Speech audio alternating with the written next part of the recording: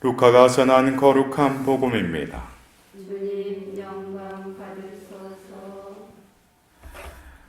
하루는 예수님께서 가르치고 계셨는데 갈릴레아와 유다의 모든 마을과 예루살렘에서 온 바리사이들과 율법 교사들도 앉아 있었다. 예수님께서는 주님의 힘으로 병을 고쳐 주기도 하셨다. 그때 남자 몇이 중풍에 걸린 어떤 사람을 평상에 누인 채 들고 와서 예수님 앞으로 들여다 놓으려고 하였다.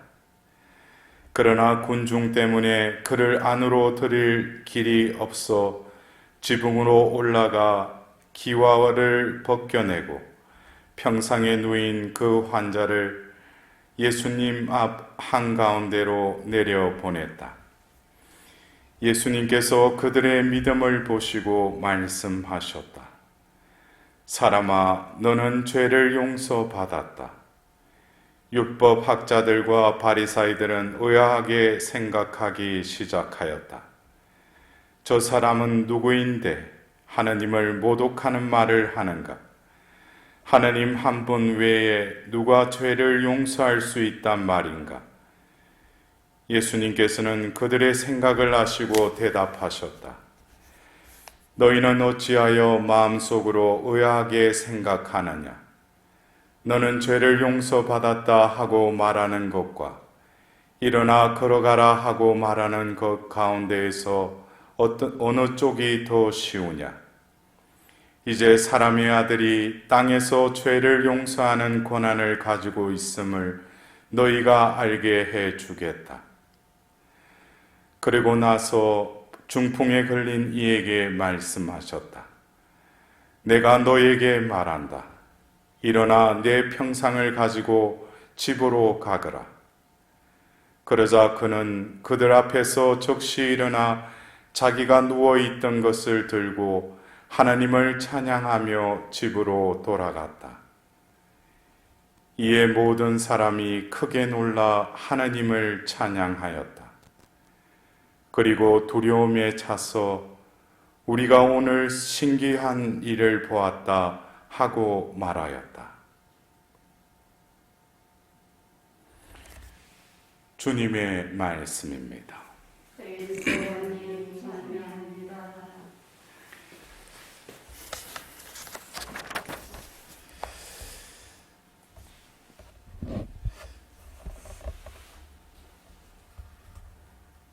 우리가 그 전례 시기에 맞게끔 교회에서 매일 당신의 자녀들에게 광야에서 그 만나를 내려주셨듯이 오늘도 우리에게 그 말씀의 만나를 내려주셨습니다. 여러분들은 어떻게 그 말씀의 만나를 먹고 배부르셨어요?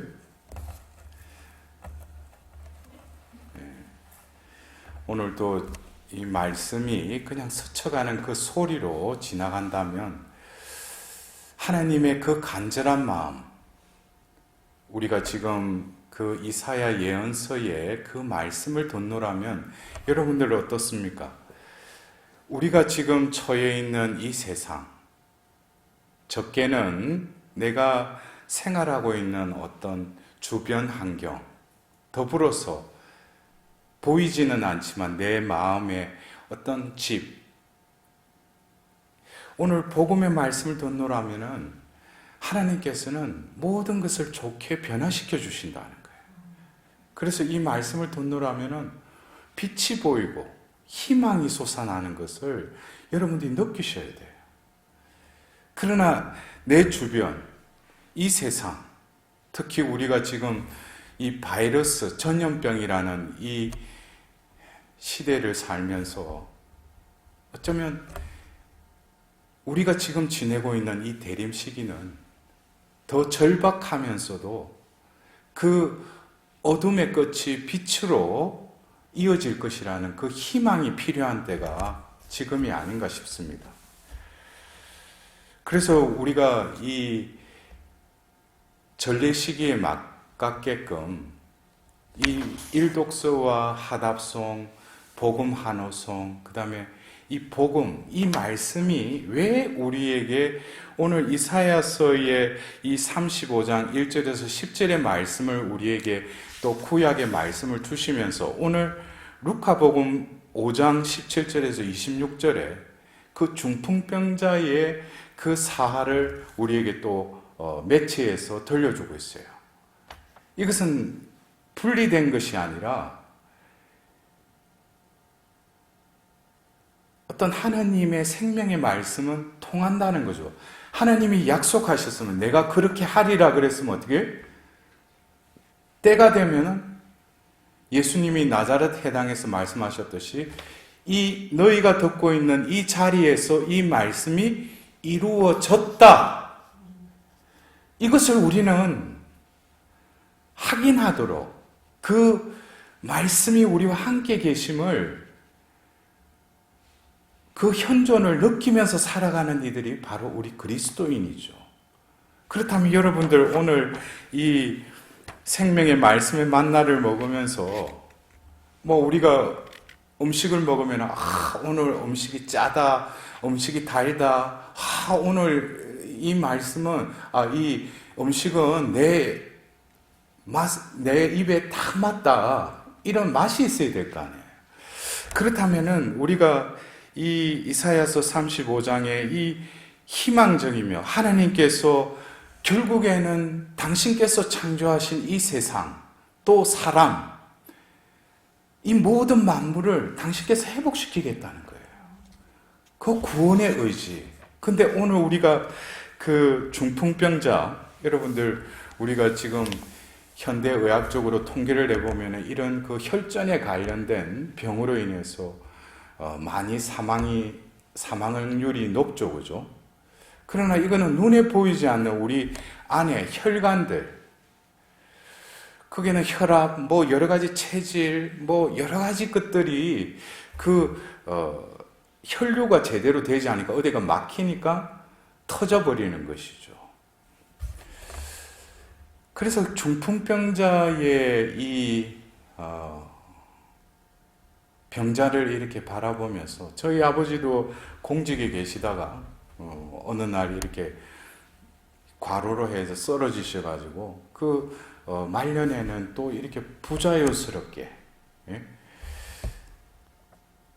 심지어는 한 5년 정도는 언어중추가 터지셔가지고 말을 제대로 하지 못하는 그런 상태에서 또 이 생을 마감하셨습니다. 그래서 제가 이 중풍병자를 보노라면 제 선친이 또 문득 떠오릅니다.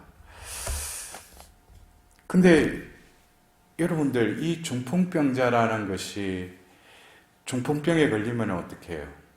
마음은 간절한데 자기는 제대로 걷고 싶은데도 제대로 걸을 수가 없죠. 몸이 마비가 되어서. 근데 오늘 이 복음의 말씀을 통해서 그는 스스로는 예수님 앞에 갈 수 없는데 그 내 친구가 그 병상을 들고, 그리고 그 과정을 이렇게 보면 병상에 누워가지고 곤충 때문에 그를 안으로 들일 길이 없어서 지붕으로 올라가 기와를 벗겨내고 평상에 누인 그 환자를 예수님 앞 한가운데로 내려보냈다. 근데 우리가 이 복음서를 읽을 때도 그래요. 어떤 가옥, 이 주택의 어떤 양식이, 유대인들의 그 집에는 위에 기와장이 없어요. 그냥 흙집이나 그냥 이렇게 해가지고. 근데 이 루카 복음사가는 이방인들을 대상으로 이 복음을 써야 했기 때문에 이방인들에 맞는 가옥주택의 그것을 그들에게 이해시키기 위해서 그 지붕으로 올라와서 기아를 벗겨내고 평상에 누인 환자를 예수님께로 내려보냈다고 이렇게 표현을 하고 있어요. 그런데 예수님께서는 그들의 믿음을 보시고 말씀하셨다고 했어요. 지금 그 평상에 누워있는 그 중풍병자가 아니라 그도 포함될 수도 있죠.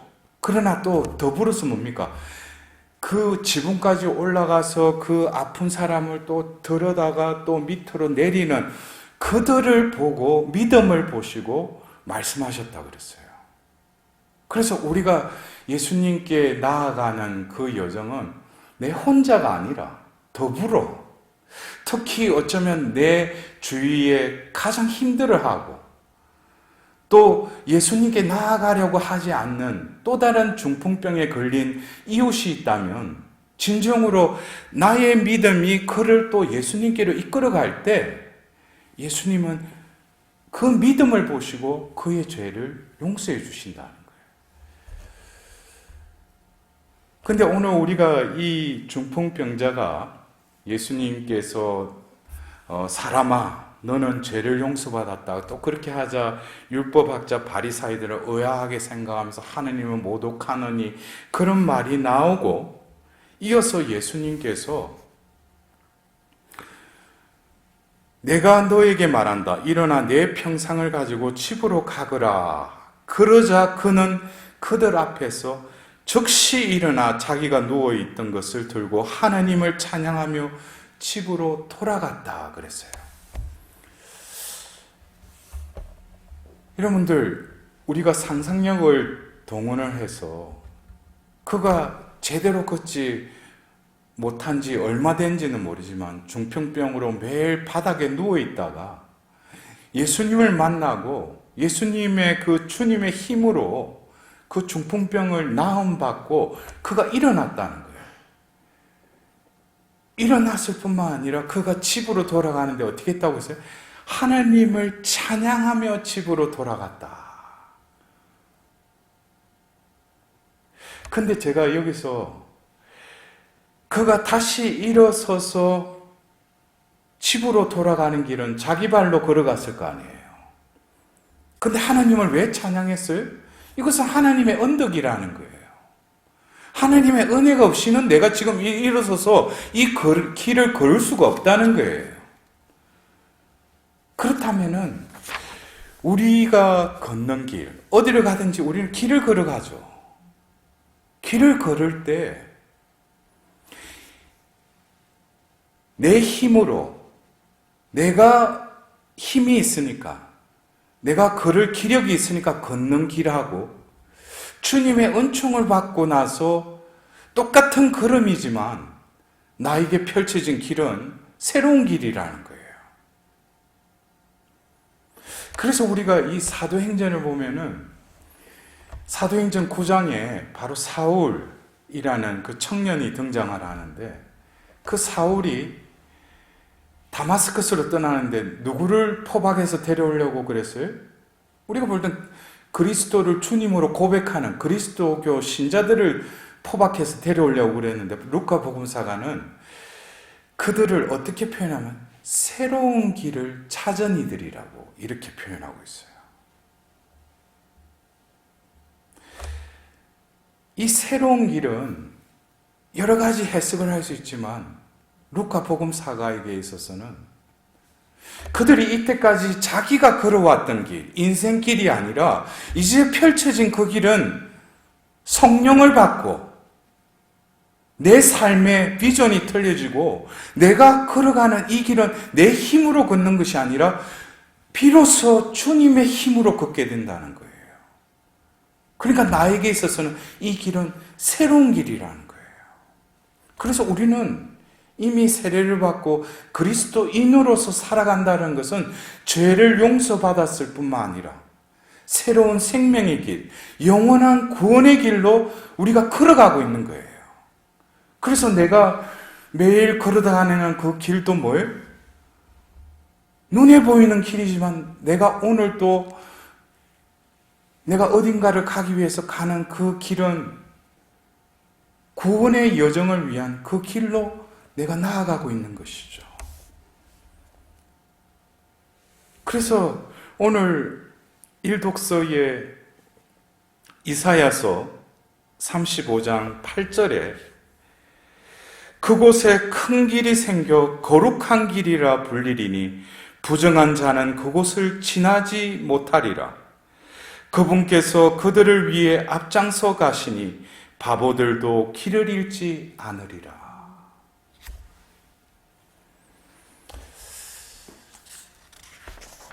우리는 내가 가고 싶은 그곳을 가기 위해서 그 길을 가고 있지만 어제 우리가 대림 2주일 그 광야에서 외치는 소리인 그 세례자 요한이 주님의 길을 예비하여라, 그분의 길을 곧게 내어라 하고 외쳤어요. 올해도 어김없이 이 대림 시기가 지나면 성탄 전야 때 우리 가운데 예수님은 그 당신의 그 길을 통해서 우리에게 오십니다. 그 길을 우리가 예비하고 곧게 내려면 진정으로 오늘 이 중풍병자가 다시 일어나게 된 것은 예수님께서 사람아 너는 죄를 용서받았다 하자 그가 일어났어요. 이것은 어쩌면 우리가 이 대림 시기가 사순 시기와 또 다른 이 속죄와 회개의 시기이죠.